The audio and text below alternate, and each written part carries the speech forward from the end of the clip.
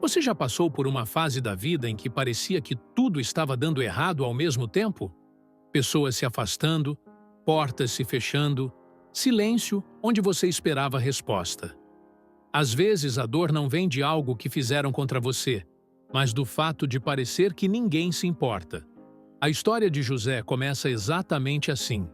Não com honra, não com reconhecimento, mas com rejeição. José foi traído pelos próprios irmãos, jogado num poço e deixado para trás. Pessoas que deveriam protegê-lo decidiram se livrar dele. E talvez você já tenha sentido algo parecido.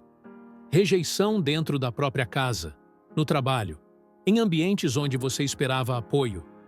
O poço de José não foi apenas um lugar físico, foi um lugar emocional, escuro, solitário, silencioso. E é nesse ponto que muita gente acha que Deus se afastou. Talvez você esteja ouvindo isso agora e pensando que a história de José é bonita, mas a sua realidade é bem diferente. Talvez no seu caso a rejeição veio de alguém muito próximo, alguém de quem você esperava apoio, cuidado, proteção.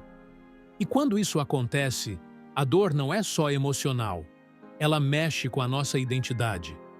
A gente começa a se perguntar se o problema somos nós. Esse tipo de pergunta corrói por dentro porque ninguém gosta de se sentir descartável. Mas a Bíblia nos mostra algo diferente. Mesmo no poço, Deus estava no controle.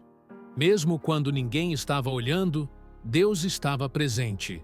O poço não era castigo, era transição.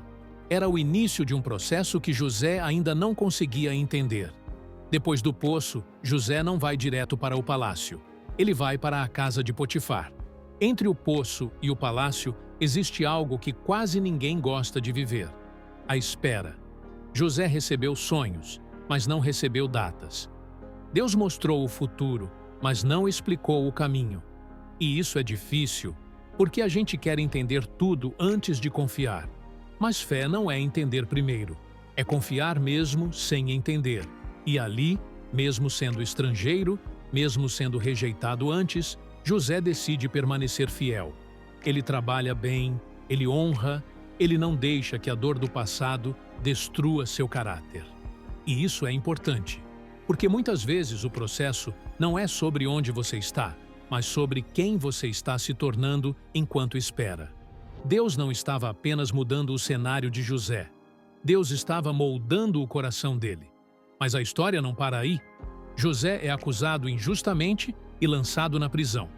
E aqui a pergunta que muita gente faz é: Deus, por quê? Ele já tinha sofrido demais, já tinha sido fiel, já tinha feito o certo. E mesmo assim, agora está preso. Esse é o ponto em que muitas pessoas desistem. É o ponto em que a fé começa a enfraquecer. Mas mesmo na prisão, a Bíblia diz que Deus estava com José. Talvez hoje você não esteja num poço literal, mas esteja vivendo um poço emocional. Um tempo de portas fechadas, de silêncio, de respostas que não chegam. E nesse lugar, a maior tentação é desistir, endurecer o coração ou se afastar de Deus. Mas é justamente nesse lugar que Deus mais trabalha, porque quando tudo some, só a voz dele permanece. Deus não livrou José do processo. Deus sustentou José dentro do processo. Na prisão, José continua sendo quem ele sempre foi. Ele serve, ele ajuda, ele interpreta sonhos. Ele não se fecha, ele não endurece o coração. E isso é fundamental, porque o processo pode nos tornar amargos ou maduros. A diferença está em quem escolhemos ouvir, a dor ou a voz de Deus. José escolheu continuar confiando, mesmo sem entender. E então, no tempo certo, Deus faz o que só Ele pode fazer. José é lembrado, não por acaso, não por sorte, mas porque o tempo estava completo. O mesmo homem que foi jogado num poço agora é chamado para estar diante de Faraó. O mesmo homem que foi esquecido agora é colocado como governador do Egito. O que mudou não foi Deus. O que mudou foi o tempo.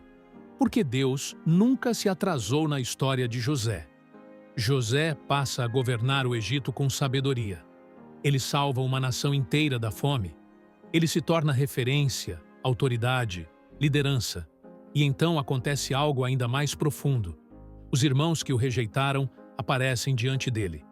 Agora não como traidores, mas como necessitados. E José tem a chance de se vingar, mas ele escolhe perdoar. Porque quem entende o propósito não vive preso à dor do passado. José olha para os irmãos e diz algo que resume toda a sua história. Ele diz que o mal que tentaram fazer contra ele, Deus transformou em bem. Essa frase muda tudo, porque mostra que a rejeição não foi o fim, foi o caminho. O poço não destruiu José. O poço preparou José. A prisão não cancelou o chamado.